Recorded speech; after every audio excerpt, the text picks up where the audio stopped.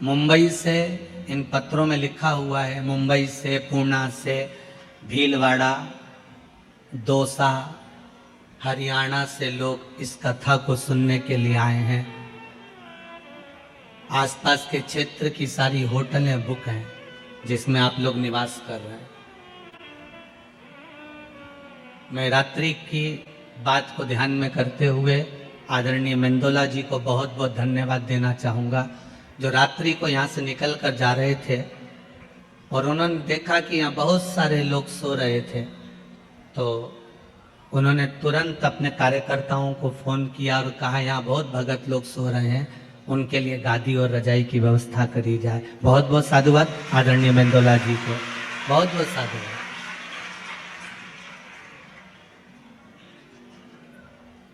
ऐसा विधायक भी जीवन में कम देखने को मिलता है। कहते हैं राजा जब निकले तो प्रजा की यही व्यवस्था देखने के लिए निकलना चाहिए कि उसको समस्या क्या है। और रात्रि के समय पर आप आए और यहाँ देखा और किसी होटल के रूम तक खुलवा दिए कि वहाँ जाकर आप बाथरूम वगैरह यूज कर लेना, इससे बढ़कर और क्या चाहिए। बहुत बहुत साधुवाद आदरणीय श्री रमेश जी मेंदोला जी को, बहुत बहुत साधुवाद। शिव कथा करवा रहे हैं, शिव कथा बाच रहे हैं और शिव कथा सुन रहे हैं। आप और हम तो केवल एक निमित्त है, निमित्त से ज्यादा और कुछ नहीं। जितनी देर बैठो शंकर को पाने का प्रयास करना। बाजार जाते हो तो बाजार में जाकर एक लक्ष्य बनाकर जाते हो कि मुझे ये चीज खरीदना है, मुझे ये कपड़ा लेकर आना है। घर से चली थी तो विचार कर कर चली थी कि मुझे आधा किलो चने की दाल लाना है, आधा किलो चावल लाना है, आधा किलो दाल लाना है, मुझे ये सामान लेकर आना है। उसी तरह जब आप अपने घर से निकलो तो एक लक्ष्य बनाकर निकलना कि मैं कथा में जा रही हूं और मैंने सुना है कि कथा सुनने वाले का 3 महीने में बाबा भंडार भर देता है, तो मेरा भी भरेगा। मैं जाऊं उसको श्रवण करने, मेरे शंकर को मुझे पाना है, मेरे शंकर को मुझे लेकर आना, मेरा शिव मेरे साथ होना चाहिए, मेरा ओघड़दानी मेरे साथ होना चाहिए।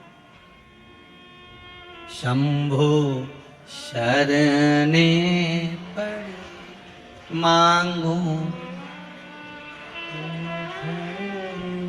दुख दया करी निदर्शन तेरी पूजा में जल ले आई, उसे मछली भी झूठा कराई। शंभो शरणे पड़ी, सब गई मांगू घड़ी दुख का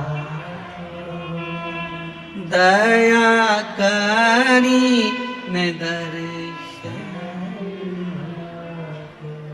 माहिल्याबाई चारों तरफ से जब इस मालवा को घेर लिया था, ससुर को मरे हुए मात्र 12 दिन हुए थे। कितने दिन? मात्र 12।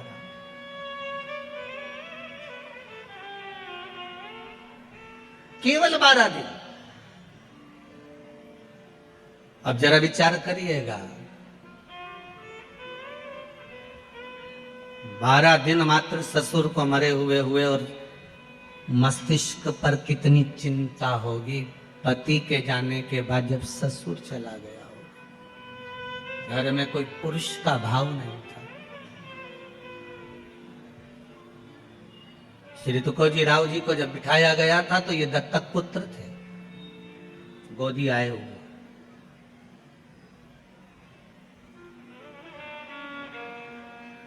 कितनी चिंता होगी। आप कहते हो गुरुजी हम बड़े दुखी हैं, हम बड़े तकलीफ में, और भगवान से निवेदन करना कि आप बहुत सुखी हैं। दुनिया के कई लोग ऐसे हैं जो पलंग पर पड़े हुए हैं और मौत को मांग रहे हैं कि हमें मृत्यु आ जाए, और भगवान मौत भी नहीं दे रहा। दुनिया के कई लोग ऐसे हैं जो शरीर से ऐसे हो गए कि भगवान से कह रहे हैं अब उठा ले, अब बनता नहीं है, तो भी भगवान मृत्यु तक नहीं। कम से कम आप पर मेरे देव अधिदेव महादेव की कृपा है जो आप अपने पांव से चलकर शिव कथा तक आए हो। ये शंकर ही तो करुणा करा है।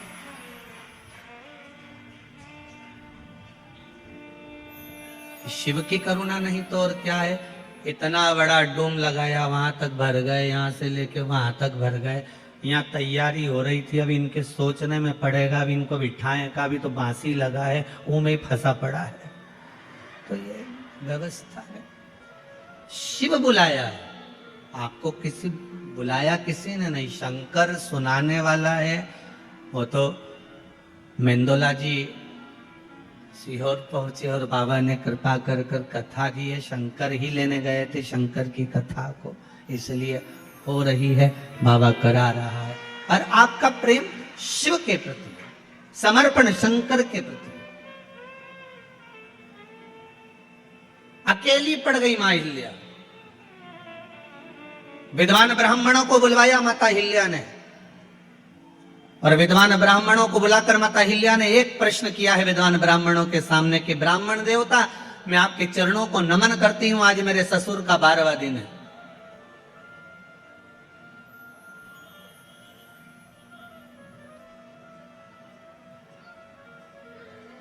अब राजघराने को मुझे संभालना पड़ेगा, पर मैं जानती हूं कि मैं इस काबिल नहीं हूं। मैं जानती हूं मैं इस काबिल नहीं हूं। गुरुजन के सामने, ब्राह्मण जन के सामने, बड़े बुजुर्गों के सामने कभी मत कहना कि मैं बहुत कुछ जानता हूं।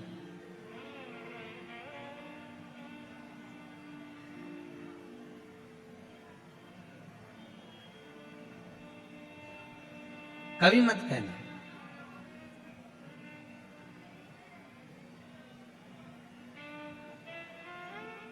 गुरुजन के सामने शून्य बनकर जाना कि मुझे कुछ नहीं आता। घर के बड़ों के सामने जाना तो शून्य बनकर जाना कि मुझे कुछ नहीं आता।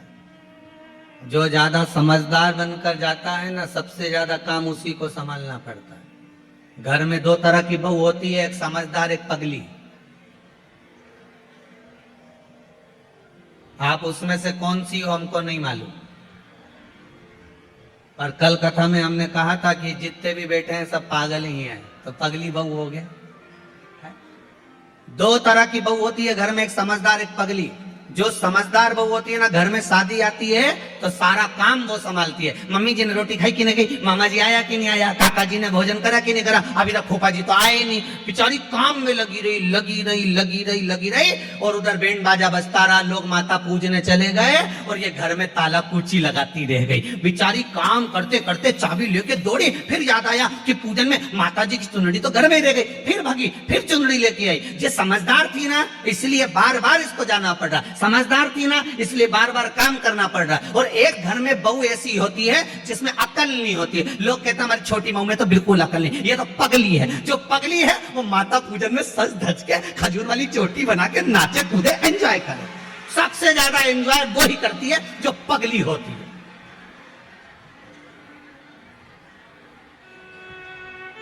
अब तुम कौन सी हो?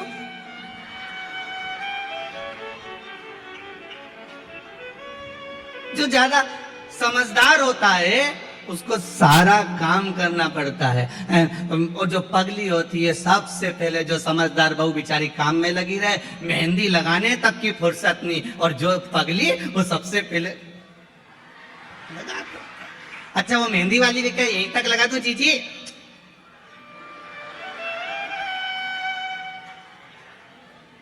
पगली। और पार्टी में भी सबसे पहले जाके पूरा स्टॉल निपटा दे।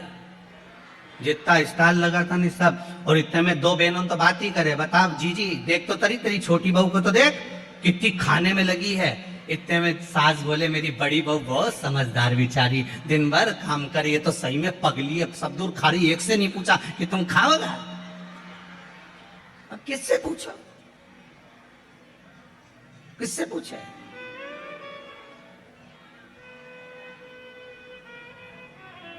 श्रीमद् भागवत कथा में लिखा है जड़ भरत का चरित्र।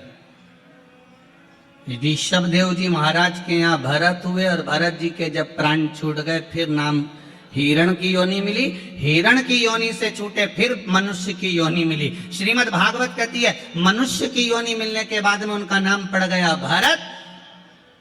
एक बार बड़े भाई ने कहा जा खेत पे से चिड़िया उड़ाना। चिड़िया उड़ाने गया, मन में आ गया राम जी का खेत, राम जी की चिड़ैया कौन उड़ाए? तो बड़े भाई ने लात मारकर भगा दिया। ये तो पगला है, ये तो पागल है, मूर्ख है, और उसी का नाम कह दिया ये जड़ भरत है।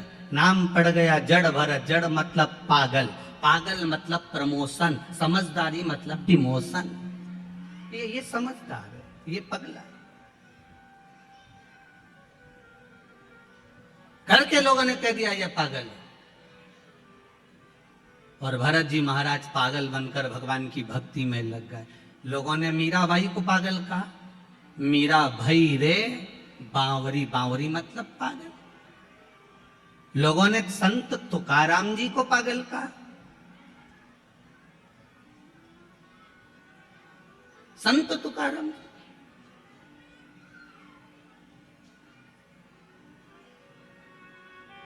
संत नामदेव जी को लोगों ने पागल कहा। रामकृष्ण परमहंस जी को लोगों ने पागल कहा। रामकृष्ण परमहंस जी तो प्रवचन देने बैठते थे और प्रवचन देते देते रामकृष्ण परमहंस जी प्रवचन देते देते देते देते देते याद आ जाती थी कि भजिया खाने जाना है, तो हजारों पब्लिक को छोड़कर घर में चले जाते और भजिया खा के आ जाते। स्वामी विवेकानंद जी ने पांव पड़कर कहा गुरुदेव इतने लोग तुम्हें सुनने के लिए बैठे हैं, भजिया तो तुम बाद में भी खा सकते थे, ऐसी क्या जरूरत थी कि कथा छोड़कर तुम भजिया खाने गए? तो रामकृष्ण परमहंस जी ने कहा स्वामी विवेकानंद जिस दिन मैं भजिया नहीं खाऊं उस दिन समझ लेना कि मैं निपट गया। तो रामकृष्ण परमहंस जी से स्वामी विवेकानंद ने कहा आपकी भजिए में इतनी आसक्ति है, भजिया इतना पसंद है आपको?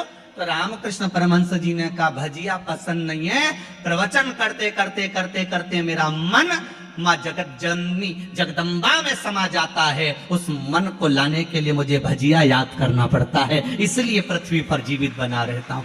ये संत हैं, लोगों ने इनको पागल कर दिया। रामकृष्ण परमहंस जी को लोगों ने पागल कर दिया, संत तुकाराम जी को लोगों ने पागल कहा, नामदेव जी को लोगों ने पागल कहा।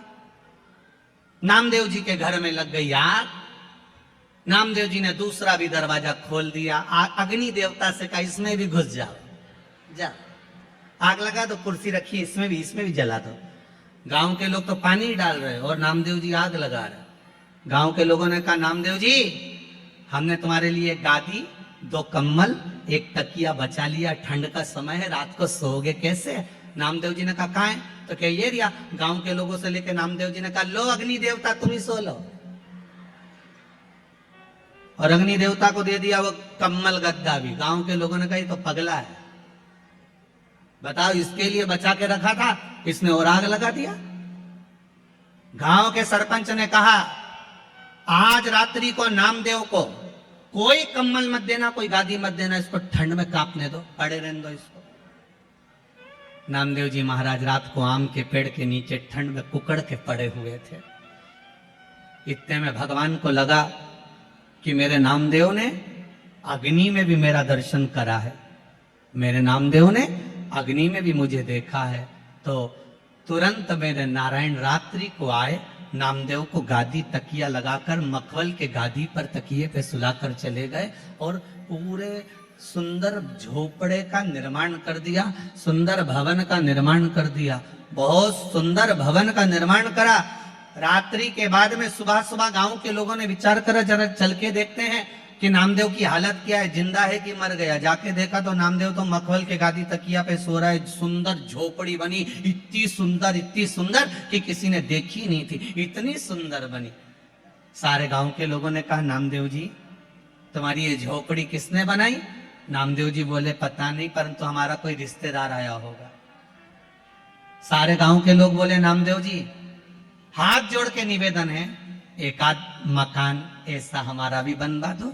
नामदेव जी ने कहा लगाओ हाथ। अपना अपना घर में आग तो लगा, अभी बन के तैयार। तुम आग लगाओगे, मकान तैयार हो जाएगा। लगाओ तुम आग। पागल का, संतों को पागल का, भगवंतों को पागल का, भक्तों को पागल का। यहां तक शास्त्र कहता है जितने कथा बाचने वाले ये भी पागल है, और जो कथा करवाने वाले वो भी पागल, और जो सुनने वाले वो भी पागल। सब पागलों की गिनती में हो। समझदार तो वो हैं जो कथा में नहीं आए, 8 बजे से दुकान पे जाए, 11 बजे तक कमा कमा कमा कमा धर धर धर रखते जा, जोड़ जोड़ जोड़ जोड़, आखिरी में सब यहीं छोड़। इतना बड़ा फोटो टेबल पे और प्लास्टिक के फूल की माला, और वो भी पंखे में हवा में डोले, इससे ज्यादा कुछ। और पूरा जीवन बस कमाने में गवा दिया, पर राम नाम, कृष्ण नाम, शिव नाम कभी नहीं गाया। वो समझदार। और हमें भगवान भोलेनाथ जी से कह देना हमको समझदार मत बनाना, हमें समझदार मत बनाओ, हमें तो आपकी भक्ति में, आपके भजन में, आपके स्मरण में हमें पागल बनाकर रखो। हमें नहीं बनना समझ। हम आपकी भक्ति में डूबे रहे।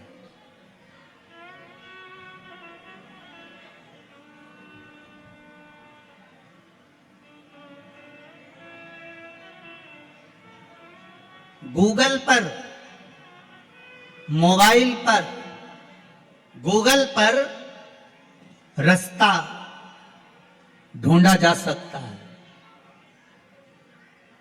गूगल पर रास्ता ढूंढा जा सकता है, पर मोक्ष गूगल पर नहीं ढूंढ सकते। मोक्ष तो शिव महापुराण में ही ढूंढा जा सकता है। केवल ये मोक्ष शिव महापुराण में ही ढूंढा जा सकता है।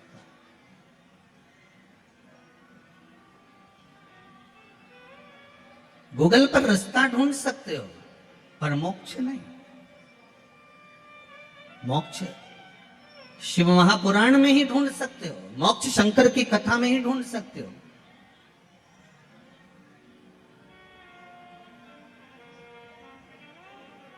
और मोक्ष ढूंढना है तो शंकर की शरणों में, शंकर के चरणों में जाकर, शंकर भगवान के चरणारविंद में पहुंचकर मोक्ष की प्राप्ति आप कर सकते हो।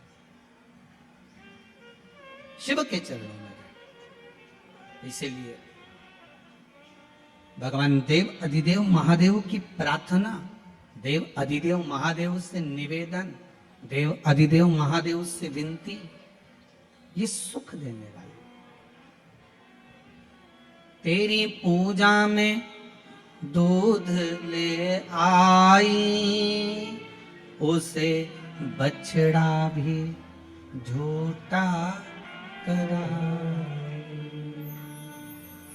शंभु शरणे पड़ी, मांगू घड़ी रे घड़ी, दुख काटो दया करी निदर्शन।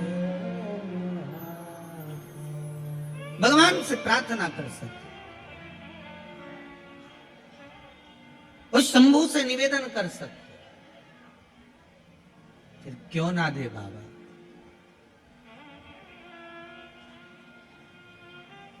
क्यों ना कृपा करे मेरा शंभू? क्यों ना दया करे मेरा ओहड़दानी? एक माता जी ने बड़ा सुंदर भाव लिखा।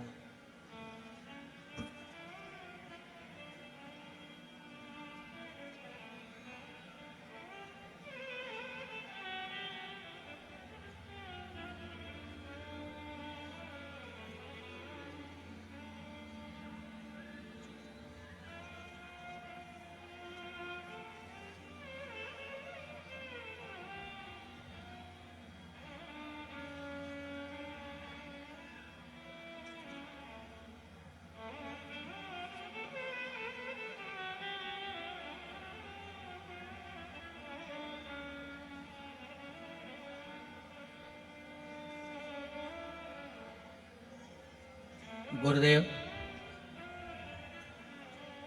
मेरा भतीजा जिसने लिखा है संगीता जी मौर्य हैं, ग्राम जसवाड़ी, जिला खंडवा से आई हुई है। आप ही हो? हाथ हिला दीजिए। आपने लिखा है मेरा भतीजा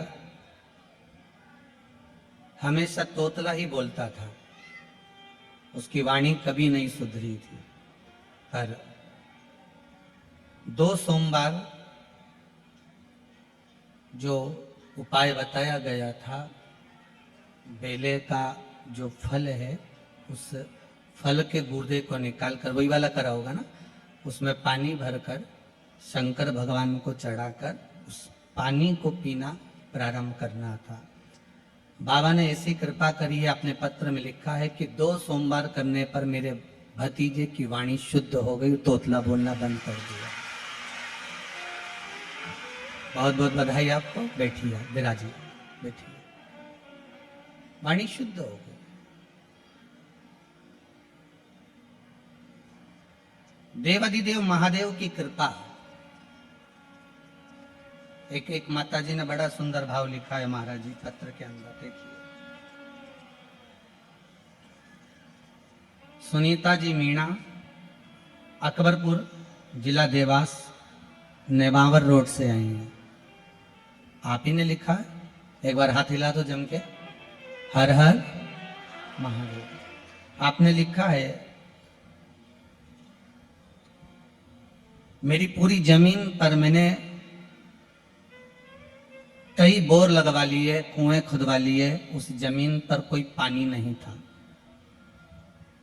पर बाबा की कृपा ऐसी रही, केवल कुंदकेश्वर महादेव का नाम लेकर और जो उपाय आपने बताया था व्यासपीठ से, वो कर कर बोर लगवाया, इतना पानी निकल गया कि मशीन भी अंदर जा नहीं पा रही थी। बाबा की कृपा। हर हर महादेव। विराजी विराजी, बैठिए। बाबा की कृपा बनी रहे। शिव कृपा। जितने पढ़े हैं यहाँ रखें, जो नहीं पढ़े हैं यहाँ रखें, दोनों पत्र यहीं मिलेंगे, बाद में उठाकर आप पढ़ लेना, ठीक है। देवाधिदेव महादेव, आप जितना भाव रखकर, विश्वास रखकर, श्रद्धा रखकर भगवान की भक्ति करोगे, ये विश्वास मानिए कि आपको डोलना नहीं पड़ेगा, कहीं जाकर बोलना नहीं पड़ेगा। आप उसके चरणों में जाकर बस निवेदन करो एक बार।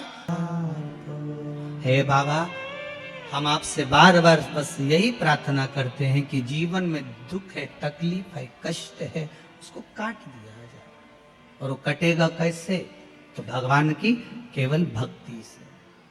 कैसे कटेगा? भगवान की भक्ति से।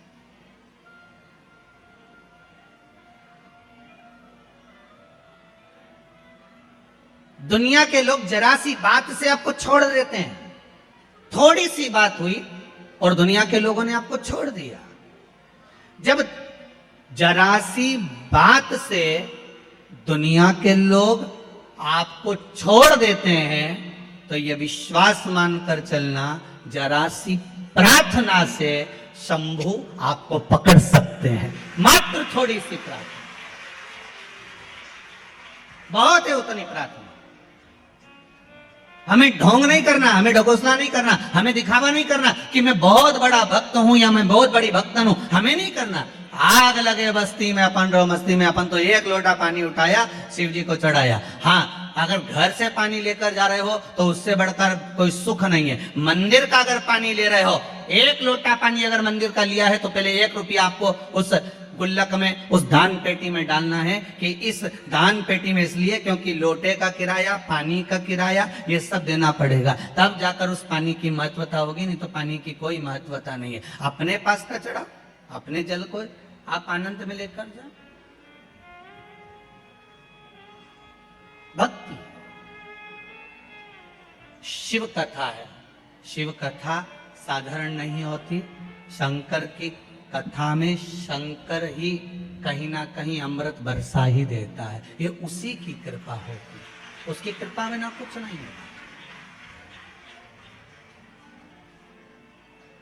जहां शिव है वहां गंगा है, जहां गंगा है वहां शिव है। शिव उपासना, भगवान की अविरल भक्ति। महाराज शिव महापुराण की कथा कह रही है। मां अहिल्याबाई का चरित्र कह रहा है। इस मालवा की महारानी का चरित्र कह रहा है और उससे हमें सीखना है कि हमें कभी हारना नहीं। जैसे बिंदु प्रेत योनि में पड़ गया था और चंचुला देवी हारी नहीं, मां जगत जननी से प्रार्थना कर कर शिव जी की भक्ति में लग गई और शिव महापुराण की कथा करवा ली।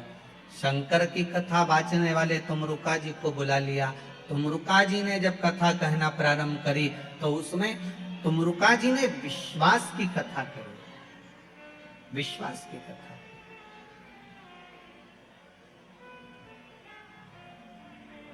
भरोसे की कथा, विश्वास की।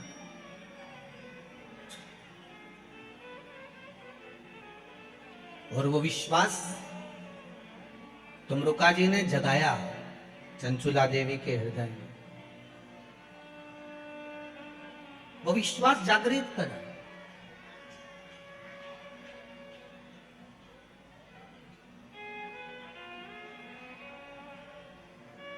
एक बात बहुत अच्छे से ध्यान करना, अभी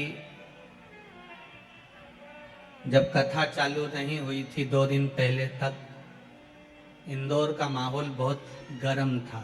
सूरज की किरणें बड़ी तपा रही थी, गर्मी भी भरपूर थी। पर बाबा की जब कथा चालू हुई है कल से, आपको ऐसा महसूस होगा जैसे कैलाश धाम में बैठकर कथा श्रवण कर रहे हैं।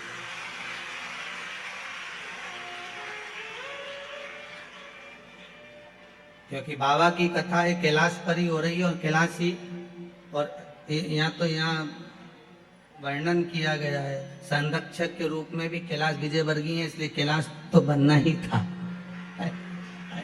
तो बाबा की कृपा, अभी तो कुछ हुआ नहीं, अब थोड़ी देर बाद हो सकता है बाबा कृपा कर दे 2-4 बूंद गंगा जी की भी टपका दे, तो कोई भरोसा नहीं हो।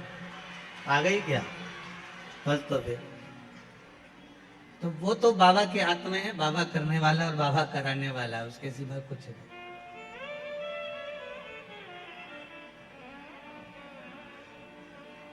तेरे डमरू की धुन सुन के मैं काशी नगरी आई हूँ। तेरे डमरू की धुन सुन के मैं काशी नगरी आई हूँ। तेरे डमरू की धुन सुन के मैं काशी नगरी आई हूँ। देव ऋषि नारद जी ने तब साधना करना प्रारंभ करा। तब साधना के बल पर देव ऋषि नारद ने काम को जीत लिया, कामदेव पर विजय प्राप्त कर लिया।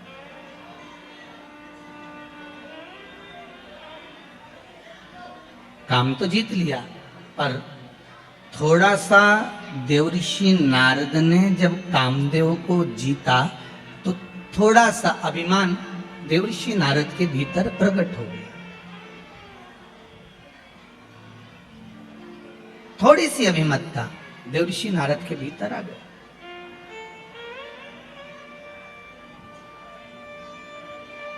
अब कोई बच्चा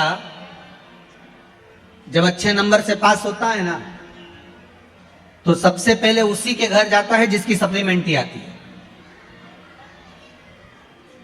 या उसके घर जाएगा जो फेल हो गया। देव ऋषि नारद सबसे पहले अगर कामदेव पर विजय प्राप्त करे तो भगवान शंकर के पास गए, क्योंकि काम को जीतने में, कामदेव को जीतने में शंकर भगवान के नेत्र खुल गए थे, कामदेव जलकर भस्म हो गया था, पर शंकर भगवान की समाधि टूट गई। भगवान ओघड़दानी की समाधि टूटी है, भगवान शिव की समाधि टूट गई। अब देव ऋषि नारद ने जाते से सबसे पहले शंकर भगवान के पास में जाकर हर हर महादेव कहा, और हर हर महादेव कहकर शंकर भगवान से कहा, भोलेनाथ जी ने कहा, ओ नारद जी कैसे आना हुआ? नारद जी बोले, आपको मालूम नहीं मैंने कामदेव पर विजय प्राप्त कर ली? आप जानते नहीं?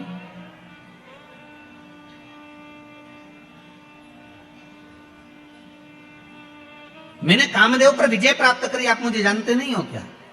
भगवान शंकर ने मन में सोचा कि मेरे को तो मालूम था कि आपने काम पर विजय प्राप्त कर ली, पर शंकर भगवान के सामने देव ऋषि नारद ने एक शब्द कह दिया, जिस कामदेव को आप नहीं जीत पाए उस कामदेव को मैंने जीता है। अब शंकर भगवान से कोई पूछे कि तुमने कामदेव को क्यों नहीं जीता, तो शंकर भगवान बोले, भैया ये रिश्तेदारी की बात है, रिश्तेदारी में हारना ही सबसे अच्छा काम होता है। बोलो सही है कि गलत है? अब जब दूल्हा दुल्हन का, बन्ना बन्नी का जब कंकन डोरा छोड़ा जाता है और उनको ऐसे कुछ पटक के पानी में, दूध की थाली में उनसे कहा जाता है इसमें ये सामान पड़ा है ना उठाओ। अब बेचारा छोरा जो होता है, लड़का जो होता है, वो तो बेचारा शर्मा शर्मी में रह जाए कि बेचारी अब इसी को उठा लेने दो, दादा तू उठा ले, उठा ले। अब वो तो रह जाए, अब ये नहीं उठाए।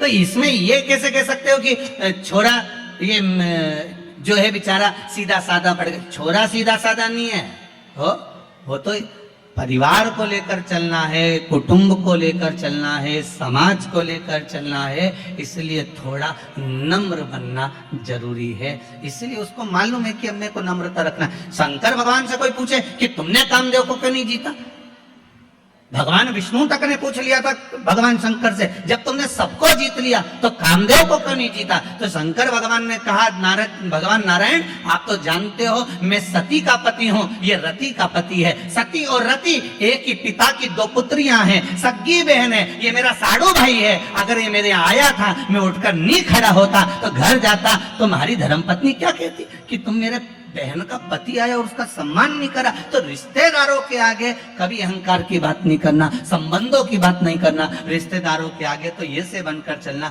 कि साधर, जैसे कहते ना, 4 लोगों को समझाना सबसे कठिन काम। पहला अपने पड़ोसी को, दूसरा अपनी पत्नी को, तीसरा अपने पति को, उसकी मर्जी पड़ेगी वही करेगा। चौथा अपने पुत्र को। आप दुनिया भर में सबको ज्ञान दे दो, कितना ही समझा दो, पर अच्छे से अच्छा व्यक्ति भी इनको नहीं समझा सकता। वो बेचारा बाहर कितना भी सत्ता दिखाए न, घर जाए ना तो तुरंत कह रहे मेरे से फालतू बात करना मत, समझा दे रही हूं मैं, तुरंत वो ठीक है, कितना ही समझा। शंकर भगवान तक नहीं समझा पाए थे सती मैया को। अगस्त ऋषि की यहाँ कथा सुनकर आए, कुंभज बाबा की यहाँ कथा सुनकर आए, और कुंभज ऋषि की यहाँ जब कथा सुनने के लिए गए, कुंभज बाबा के चरणों को भगवान शंकर ने जाकर प्रणाम करा। सती मैया से कहा नमन करो। सती जी पूछती हैं, मैं और अगस्त ऋषि को प्रणाम करूं? मैं आपकी अर्धांगिनी, मैं देव अधिदेव महादेव की पत्नी हूं, मैं कैसे नमन कर सकती हूँ? शंकर भगवान कर रहे हैं, अगस्त ऋषि है, कुंभज ऋषि है, संत है, ब्राह्मण है, गुरुजन है, इनको प्रणाम करो। सती मैया ने प्रणाम नहीं करा। सती को लगा कि ये कथा वाचने वाला जब हमको प्रणाम कर रहा है तो हम काय को प्रणाम करें? कथा वाचने वाले कुंभज ऋषि ने शंकर और सती को प्रणाम किया था, नमन किया था, क्योंकि अगस्त ऋषि को मालूम है वाचने वाले से बड़ा होता है, जम के बोलो, सुनने वाला। सुनने वाला इसलिए बड़ा होता है क्योंकि सुनने वाला जमीन पर बैठता है। जमीन पर बैठता है तो जो जमीन पर बैठे और जिसके पास जमीन ज्यादा हो उसको लोग जमींदार कहते हैं। तो तुम सब तो हो जमींदार। कथा वाचने वाला 4 पाई की चौकी पर बैठता है, इसलिए बेचारा चौकीदार। तो जमींदार बड़ा होता है कि चौकीदार बड़ा होता है? जम के बोलो, जमींदार बड़ा होता है, क्योंकि उसकी मर्जी पड़ी तो पड़ी, बैठा तो बैठा, नहीं तो उठ के वो जाए, वो तो जा रहा है। और जमींदार की मर्जी कहीं कहीं का पांव भी लंबा कर ले, और कहीं कहीं का जमींदार तो इतना होशियार रहता है जेब में से निकाल के मल भी ले, उसकी मर्जी। और जैसे बीच में भजाना है तो फटकी भी दे, और जैसे महाराज जी बोले हार हार, वो तो जमींदार है, उसकी मर्जी। पर बेचारा चौकीदार तो जो बैठा है पाँव वाँव जोड़ के हाथ पैर जोड़ के कि 3 घंटा एक जगह बैठना है, कथा वाचना है, बस। तो जमींदार बड़ा कि चौकीदार? जमींदार बड़ा। राष्ट्र के 2 चौकीदार हैं, एक भारत की बॉर्डर पर बैठे हैं जिनके हाथ में हथगोले बंदूकें हैं, जो भारत की भूमि की रक्षा कर रहे हैं, और भारत के 2 चौकीदार हैं, एक भारत की बॉर्डर पर बैठे हैं हथगोले बंदूक लेकर, और दूसरे हैं भारत के संत महात्मा कथाकार जो हाथ में रामायण गीता और भागवत लेकर शिव महापुराण लेकर बैठे हैं। वो भूमि की रक्षा कर रहे हैं, ये सभ्यता और संस्कृति की रक्षा कर रहे हैं। ये भी चौकीदार।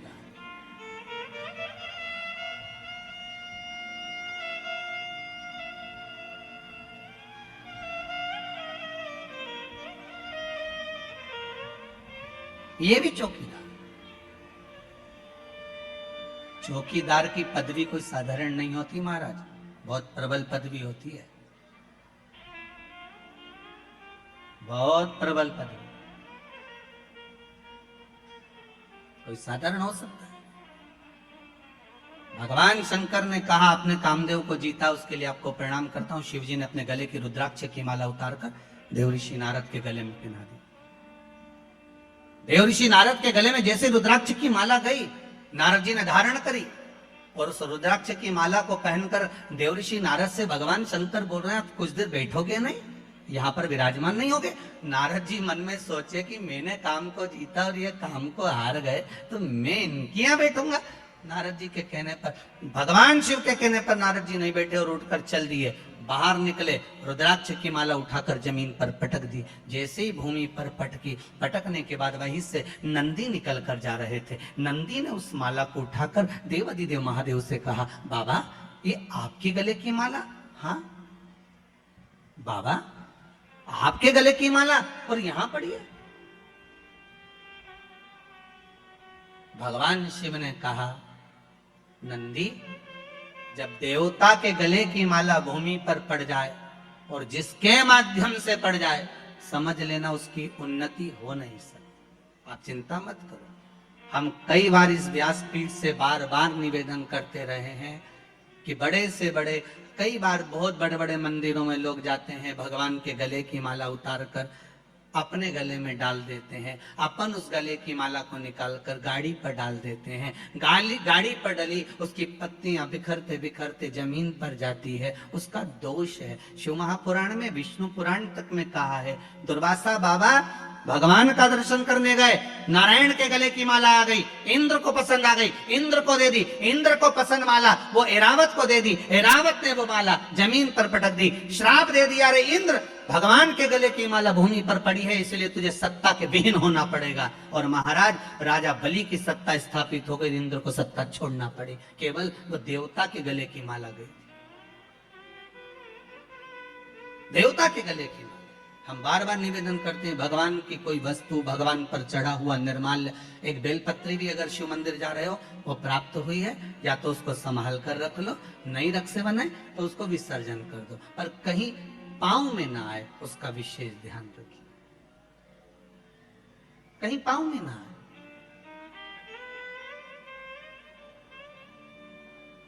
भगवान पर चढ़ा, आज देवर्षि नारद ने जो रुद्राक्ष की माला फेंकी है उसका भोग नारद जी को भोगना पड़ेगा। और नारद जी यहां से सीधे जब जाने लगे तो भगवान शंकर ने कहा, सुनो नारद, रुको जरा, एक बात और अच्छे से सुनकर जाओ। जो तुमने मुझसे कहा वो महादेव की बात, अब ये भगवान विष्णु से मत कहना। नारद जी को लगा एक तो मैं अच्छे नंबर से पास हो गया, ऊपर से कह रहे हैं कि किसी को बताया भी ना जा कि मेरे इतने % आए। भगवान ने खूब समझाया देवऋषि नारद को, पर नारद कहां समझते, कहां समझे। एक विद्वान पंडित अपनी पत्नी से कहे, सुनो कल एकादशी है, व्रत कर लेना। पत्नी विश्वास नहीं करेगी, पहले पड़ोसन से पूछ के आएगी कि तू एकादशी कब कर रही है। तो विद्वान है बेचारा, इतना विद्वान की लोग उससे पूछ रहे हैं, पर वो भी पड़ोसन से पूछ रही, तू बता एकादशी कब करे। सबसे ज्यादा दिक्कत होती है वो हरतालिका तीज के व्रत में, तू कब करेगी। तो हरतालिका तीज का व्रत और माताओं का पूरे मोहल्ले में घूमना, तू कब करेगी, तू कब करेगी। और शंकर जी भी उस दिन इतने व्यस्त रहते हैं, शंकर भगवान से पूछा जाए आज अब कैसे हो, शिव जी बोलते हैं बस मस्त हूं, पूछो ही मत ही बस। और चारों तरफ से माताएं शंकर जी को घेर लेती हैं, नीचे पाटे पर थाली में शिवलिंग और उसकी पूजन, और पूजन के साथ में फिर शंकर जी पे चढ़ाई हुई सारी वस्तु सब चढ़ा गया। और शिव को क्रोध आया और भोलेनाथ जी ने उसी समय भोलेनाथ जी ने अपने चरण का नख तोड़ा और पैर का नख तोड़कर भगवान उस नख को फेंका काल भैरव प्रकट करने। काल भैरव प्रकट हो गए।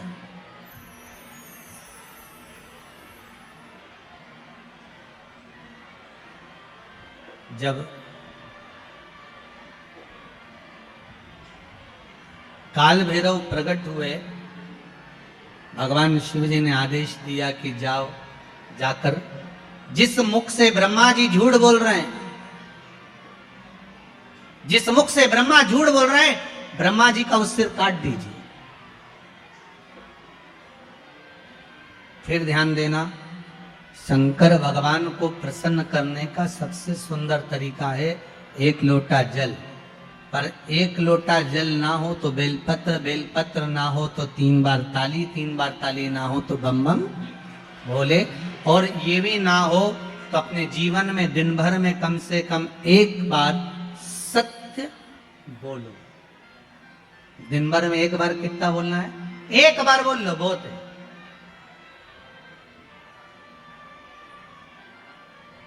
जीवन का सबसे ज्यादा सुख सत्य बोलने में प्रकट हो जाए। सत्यम शिवम सुंदरम, सत्य प्रिय है मेरे भोलेनाथ। हर हर महा, भगवान की प्रियता सत्य में, सत्य में प्रियता मेरी। शंकर भगवान की कथा कर रही है, ओगढ़धानी त्रिकालदर्शी मेरे कैलाशी की कथा कर रही, मेरे बाबा की कथा कहती है। भगवान शिव काल भैरव को प्रकट करे, काल भैरव ने ब्रह्मा जी का सिर काट दिया, सिर लुढ़कता गया, लुढ़कता गया, लुढ़कता गया, तो भी वो मस्तक झूठ बोलता रहा। मस्तक अभी भी झूठ बोल रहा है कि आकाशवाणी झूठी है। अब सिर कट गया, सिर कटने के बाद भी सिर लुढ़कता लुढ़कता झूठ बोलता गया। ब्रह्मा जी के रक्त, जो सिर कटने पर जो रक्त निकला, वो रक्त से एक नदी प्रकट हो गई जिसका नाम है कर्मनाशा। कौन सी नदी है? जरा जम के बोलिए। कर्मनाशा नदी प्रकट हो गई। भगवान शिव ने कहा ये कर्मनाशा नदी ब्रह्मा जी के सिर कटने पर प्रकट हुई है। ये कर्मनाशा नदी भारत की भूमि पर एक ऐसी नदी है जिस नदी पर कुत्ता भी पानी नहीं पीता। भारत की भूमि पर केवल एक नदी ऐसी है जिस पर पक्षी भी अपनी चोंच उस नदी के पानी को नहीं लगाते, वो कर्मनाशा।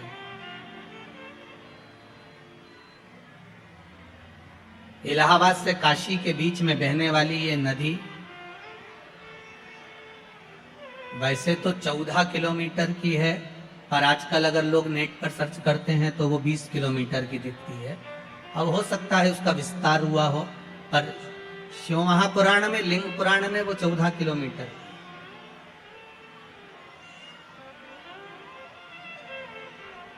एक कर्मनाशा नदी जिस पर यूपी गवर्नमेंट ने बड़े बड़े बोर्ड लगा कर रखे हैं, इसमें हाथ ना धोइए, इसमें पांव ना धोइए, इसका स्पर्श ना करिए, ये कर्मनाशा है। 7 पीढ़ी में किसी ने उद्यापन करा हो, दान करा हो, कन्यादान, वस्त्र दान, मुद्रा दान, स्वर्ण दान, अन्न दान, उपास, व्रत, कुछ भी करा होता है, 7 पीढ़ी में अगर किसी ने करा हुआ है और उस पीढ़ी का व्यक्ति अगर कर्मनाशा नदी को छू लेता है, उसका पानी का स्पर्श हो जाता है, तो 7 पीढ़ी में करा गया सारा कर्म नष्ट हो जाता है। वो कर्मनाशा नदी आज भी बहती है, जो ब्रह्मा जी के रक्त से बनी। विद्वान लोग आज भी उस नदी के पास नहीं जाते, उस नदी के करीब में नहीं पहुंचते।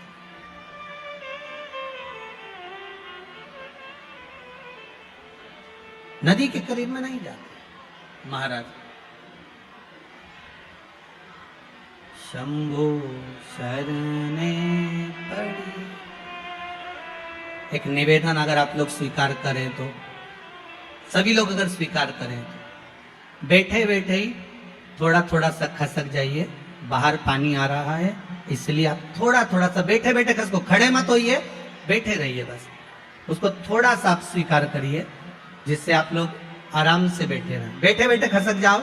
आप शंकर के भगत हो, शिव आपके हृदय में बैठा हुआ है, बस आप उसको स्वीकार करते हुए कुछ देर की और बात है, सबको विराजमान कर लीजिए। हर हर महा शंभो शरणे पड़ी, मांगू घड़ी रे घड़ी दुख काटो, दया करी दर्शन आपो, दया करी दर्शन आपो। भगवान ओगढ़दानी त्रिकालदर्शी कैलाश। हर हर महा हर हर महादेव। भगवान शंकर ओगढ़दानी त्रिकालदर्शी मेरे शिव ने कृपा करी और काल भैरव प्रकट होकर ब्रह्मा जी का सिर काट दिए, ब्रह्मा जी का मस्तक कटा। भगवान ब्रह्मदेव ने क्षमा याचना करी, क्षमा याचना करी तब भगवान विष्णु ने कहा क्या चाहते हो ब्रह्मदेव? ब्रह्मा जी बोले प्रभु बस इतनी कृपा कर दो महाराज, एक करुणा थोड़ी सी कर दीजिए। जो मेरा सिर कटा है वो कटा हुआ सिर संसार में इसको लोग बुरा ना कहें, इससे नफरत ना करें, ऐसी कृपा कर दो। भगवान ने कहा क्या करना चाहिए? भगवान विष्णु बोले प्रभु आप तो सामर्थ्यवान हैं, आप सब कुछ कर सकते हैं। भगवान उसी समय पर ब्रह्मा जी के कटे हुए सिर को बट वृक्ष बना देते। काय का वृक्ष बनाया है? बट वृक्ष। भगवान शंकर ने कहा सुनो ब्रह्मा जी, ए ब्रह्मदेव, तुम्हारा जो सिर कटा है ये बट वृक्ष के नाम से पूजा जाएगा। इस बड़ के पेड़ के नीचे लोग पिंडदान करेंगे, तर्पण करेंगे, भजन करेंगे, स्मरण करेंगे और मेरी भक्ति को धारण करेंगे। शिव जी स्वयं उस बट के पेड़ के नीचे विराजमान हुए। शंकर जी का एक नाम हो गया बटकेश्वर महादेव। क्या नाम पड़ा है? बटकेश्वर महादेव। महाराज जिसका कर्जा ज्यादा बढ़ जाता है, आवक रुक जाती है, कोई कर्जा ज्यादा हो गया, पैसे नहीं आ रहा है, अदालत में कोई केस चल रहा है, निपट नहीं रहा, तो उसके लिए बटकेश्वर महादेव का पूजन किया जाता है। लिंग पुराण में लिखा है कि बटकेश्वर पूजन जो होता है वो भगवान बड़ के पेड़ के नीचे शिवलिंग का निर्माण कर कर या बड़ के पेड़ के नीचे कोई शंकर भगवान का शिवलिंग हो, वहां पर इस पूजन को किया जाता है। जिस व्यक्ति पर कर्जा ज्यादा हो जाए या अदालत में या कहीं कोर्ट केस हुआ हो या तकलीफ आ रही हो तो बटकेश्वर महादेव का पूजन मान्य है। छोटे से शिवलिंग का निर्माण बट वृक्ष के नीचे करना। और पहले भी आप लोगों को कहा है ज्यादा बड़ी मूर्ति घर के अंदर ना हो, प्रयास करिएगा अंगुष्ठ आकृति के बराबर की मूर्ति हमारे घर के अंतर्गत हो। और अगर बड़ी मूर्ति भी आपके घर में है तो इसका मतलब ये नहीं कि आप उसको निकाल दें, उसको भी पूजन में रखो, वो अपनी पुरातन है, उसका भी स्मरण करिए। पर प्रयास करो कि बाजार से कोई नए देवता की मूर्ति ज्यादा एकत्रित नहीं करना। आज के जमाने में बड़ी बड़ी परेशानी है। जिस तीर्थ में जाते हो वहां से मूर्ति लेकर आ जाते हो। बद्रीनाथ जी घूमने गए तो बद्रीनाथ जी को लिया, द्वारका जी गए तो बोलते जाओ जरा द्वारका जी को लिया, जगन्नाथ जी गए जगन्नाथ जी को लिया। इतने सारे देवता घर में रखे हैं। अब भगवान की पूजन हो रही नहीं हो रही, थोड़ी बहुत पूजन हुई थोड़ी बहुत नहीं। और छोटी जगह में, अब जैसे आप लोग अगर पास में आप लोगों को बिठा दिया जाए तो परेशानी होती कि नहीं होती? जम के तो बोलो जरा, होती है ना?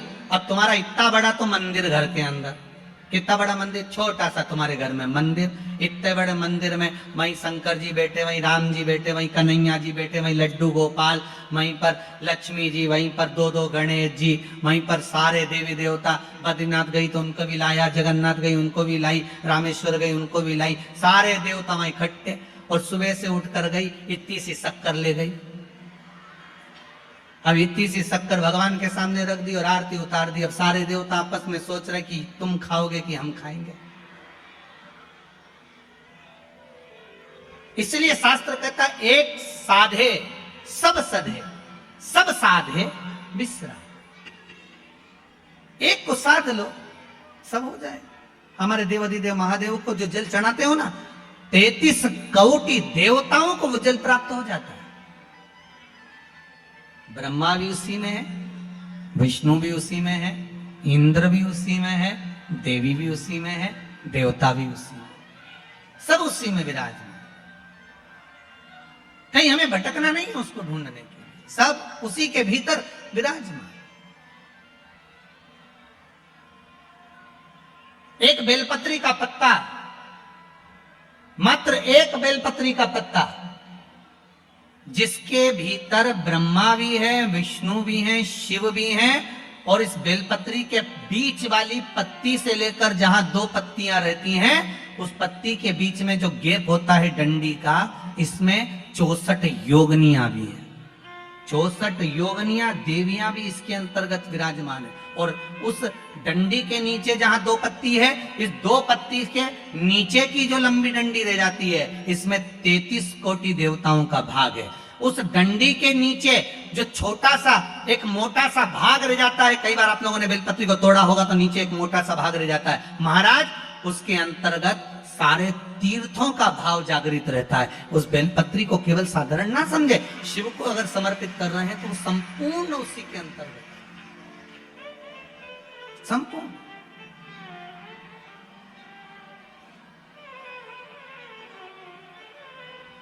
केवल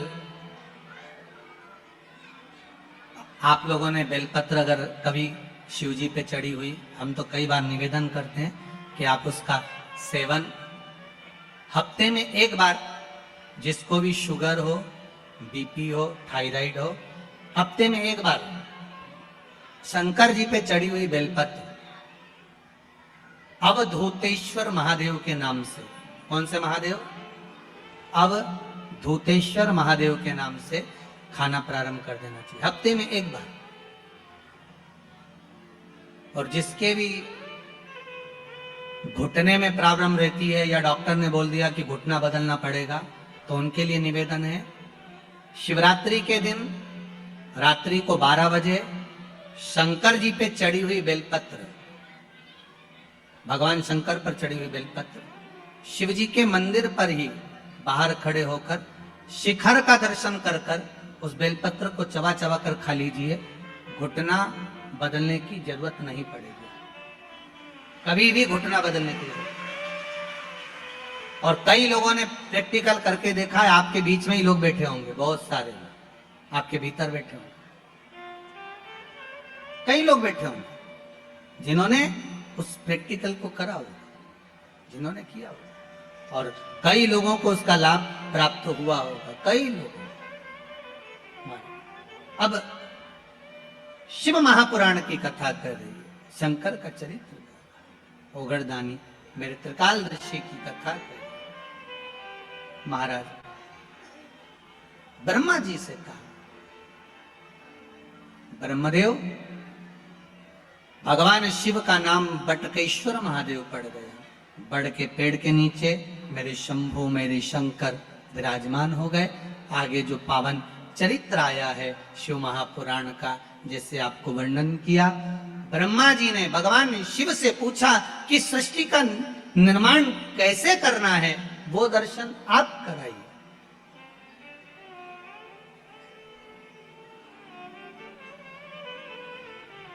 इस सृष्टि खंड को बढ़ाना कैसे है, उसका वर्णन आप करें। महाराज शिव कथा कहती है, ब्रह्मा जी के लिए भगवान स्वयं वर्णन कर कर जाते हैं कि आप एक काम करिएगा, आधा पुरुष आधे स्त्री का निर्माण करिएगा।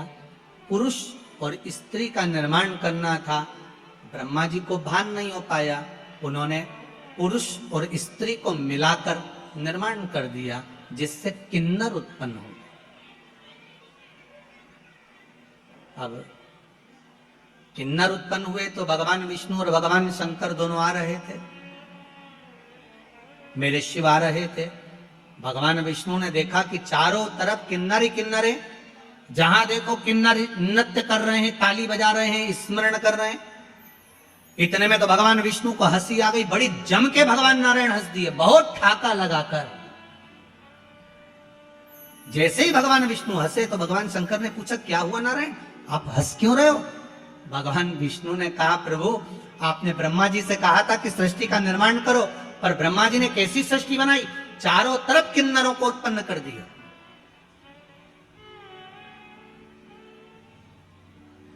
सबसे पहली सृष्टि का निर्माण में किन्नर उत्पन्न हुए थे। इसलिए आज भी शुभ कार्य में, घर के मंगल विवाह में, बच्चों का जन्म होता है, उसमें किन्नर आमंत्रित होते हैं और किन्नरों को कुछ देना पड़ता है।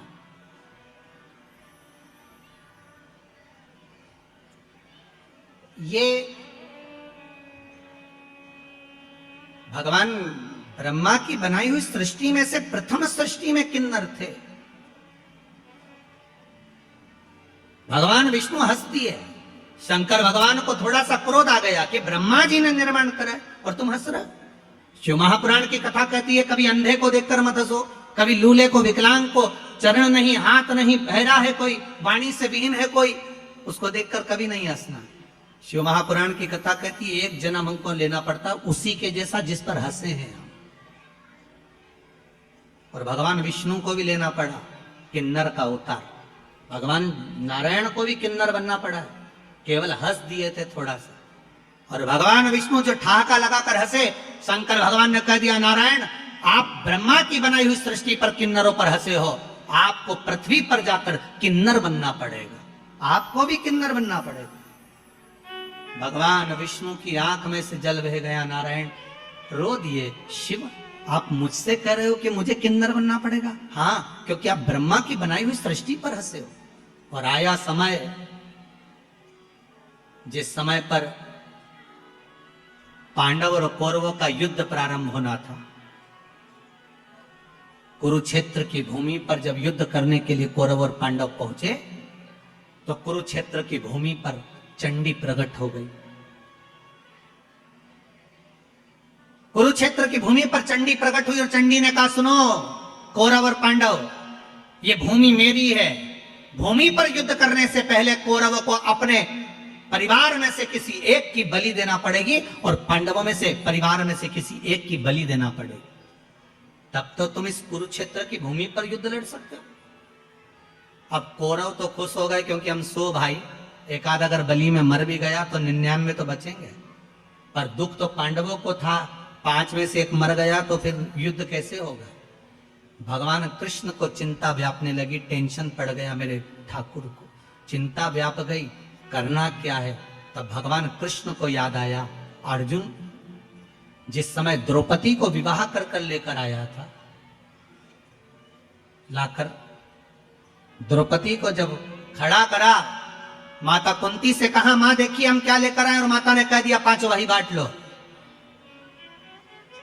द्रौपदी ने अर्जुन से पूछा, क्या बात है? अर्जुन ने कहा, तुम्हें 5 पतियों की पत्नी बनना पड़ेगी। द्रौपदी ने कहा, मैं पत्नी बनने को तैयार हूं, पर शर्त एक है, मेरे कक्ष में 1 वर्ष में 1 पति रहेगा। अगर दूसरा पति मेरे कक्ष में अगर आ जाता है तो उसको 5 वर्ष के लिए वन भोगना पड़ेगा। अगर मैं 5 पतियों की पत्नी बन सकती हूं तो थोड़ा संकल्प आपको भी लेना पड़ेगा। अर्जुन ने 5 से पूछा, 5 तैयार थे। आज जिस कक्ष में भीम के साथ में द्रौपदी रह रही थी। इतने में एक ब्राह्मण दौड़कर अर्जुन के पास में आए। अर्जुन, अर्जुन, मेरे पुत्र को सिंह उठाकर ले गया है, मेरे बेटे को बचा लीजिए अर्जुन, जल्दी बचाओ। अर्जुन ने कहा मेरा गांडीव कहाँ है? ढूंढते ढूंढते अर्जुन उस गांडीव को लेने के लिए भीम के कमरे में चले गए, भीम के कक्ष में चले गए। और द्रौपदी ने उसी समय पर कह दिया, सुनो अर्जुन, तुम भले गांडीव उठा कर ले जाओ और उस ब्राह्मण के बच्चे को बचा लो, पर तुम्हें 5 वर्ष के लिए वन जाना पड़ेगा। अर्जुन ने कहा मैं स्वीकार करता हूं। 5 वर्ष के लिए अर्जुन बन गए। नागों की कन्या उलूपी के साथ में अर्जुन का विवाह हो गया। एक पुत्र का जन्म हो गया जिसका नाम आरावन था। क्या नाम था? आरावन। पुत्र को जन्म देकर अर्जुन वहीं पर छोड़कर अपने राज्य में आ गए। आज भगवान कृष्ण ने अर्जुन से कहा, अर्जुन, पांडवों में से किसी एक की बलि देना है। तू जब वन में गया था तो तेरा एक बेटा हुआ था, उस बेटे को लिया, बलि उसी की चढ़ाएंगे। जाओ, है तो पांडवों का ही, जाओ लेकर आओ। आरावन को लेकर आए। आरावन ने कहा पिताजी चिंता मत करो। उसको नहीं मालूम था कि मेरी बलि चढ़ने वाली है, उसको नहीं मालूम था कि मेरी बलि चढ़ जाएगी। आरावन ने कहा पिताजी चिंता मत करो, युद्ध के मैदान में मैं कौरवों को काट काट कर पटक दूंगा, आप क्यों चिंता करते हो? आए आरावन, भगवान कृष्ण मिलने के लिए गए आरावन से। भगवान कृष्ण ने कहा, आरावन आपको मालूम है कि क्यों आए हो? आरावन ने कहा मुझे युद्ध लड़ना कौरवों से। आरावन आपको मालूम नहीं, आपकी बलि चढ़ना है। कौरव और पांडवों में से एक एक बलि जाना है चंडी देवी को प्रसन्न करने के लिए। कौरवों में से एक जा रही है तो पांडवों में से भी एक जाना है, इसलिए आपको लेकर गए हैं, आपकी बलि चढ़ना है। आरावन आपको दुख नहीं होगा? आरावन कहते हैं मैं बलि चढ़ने को तैयार हूं, मरने को तैयार हूं अपने पिता के लिए, अपने परिवार के लिए, पर बात इतनी सी है मैं कुंवारा हूं। अगर कुंवारा मर गया, मैं कुंवारा हूं, और अगर कुंवारा मर गया तो शिव महापुराण, अग्नि पुराण, पद्म पुराण, विष्णु पुराण, नर्मदा पुराण, लिंग पुराण, नारद पुराण, ब्रह्मवेता पुराण, ब्रह्म पुराण, सारी पुराणे कहती है कुंवारी अवस्था में अगर कोई मर जाता है तो ना तो उसकी तिलांजलि होती है, ना उसका तर्पण होता है, ना उसका पिंड होता है, उसकी मुक्ति नहीं होती। कोई गया जी में जा जाकर कुंवारी अवस्था वालों का कितना भी पिंडदान कर दे तो भी उसका मोक्ष नहीं होता। कोई ब्राह्मण को कितना भी भोजन करा दे तो भी कुंवारी अवस्था वालों का मोक्ष नहीं होता। कोई बद्रीनारायण में जाकर ब्रह्म कपाली कर दे तो भी कुंवारी अवस्था में मरने वालों की मुक्ति नहीं होती। तो फिर कुंवारी अवस्था में अगर मैं मर जाऊंगा तो मुझे मोक्ष कैसे मिलेगा?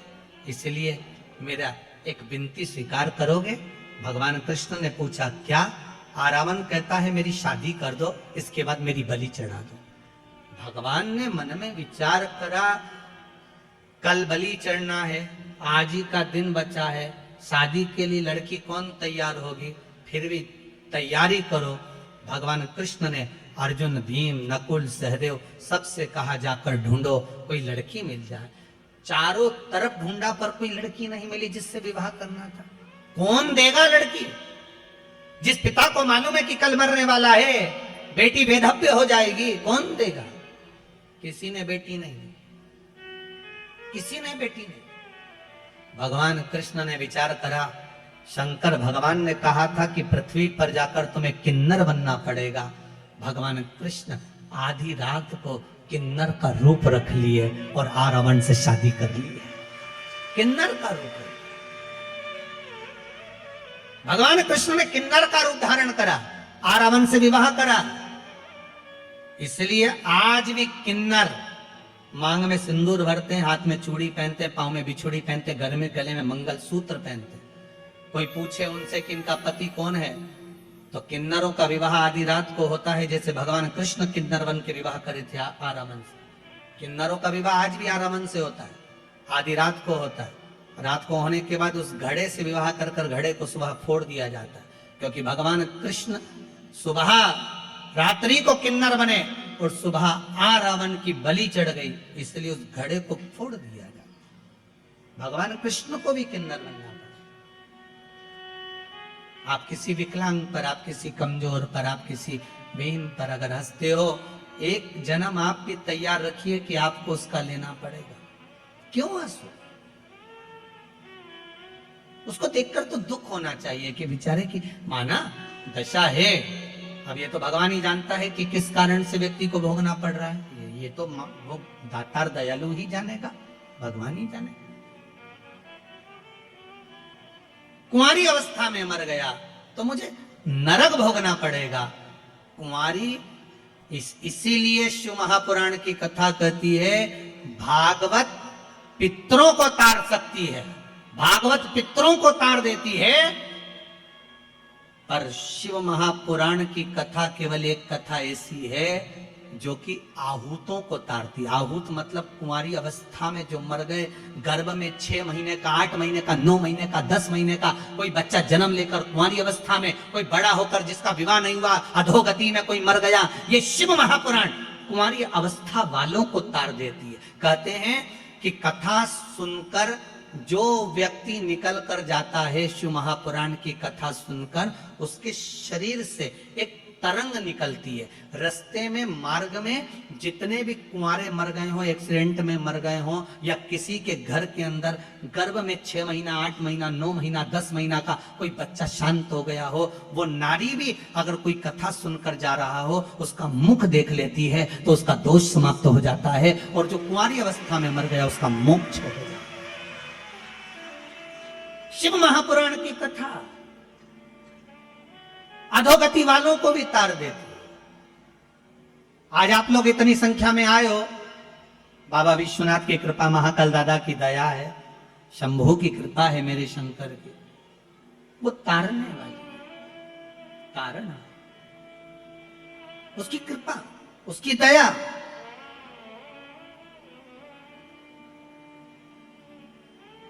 और एक बात आपको कहेंगे, आपको तो गौरवान्वित होना चाहिए, माहिल्या की नगरी की हो,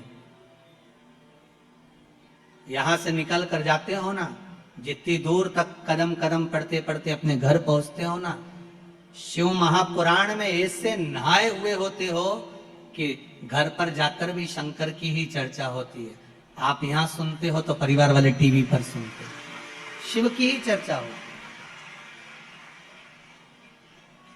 और कई कई तो ऐसे हैं कि रात्रि को नींद भी नहीं आ रही होगी, सुबह वापस जाना है, कथा में पहुंचना। और इतने बाहर बाहर से लोग आए हुए हैं इंदौर नगर में। इंदौर के लोग तो हैं ही कथा सुनने में, पर बाहर के भी बहुत लोग आए। कितने लोग जरा बाहर से आए, जरा हाथ उठाओ जो बाहर से आए हुए हैं, हाथ हिलाओ जरा जम जम के।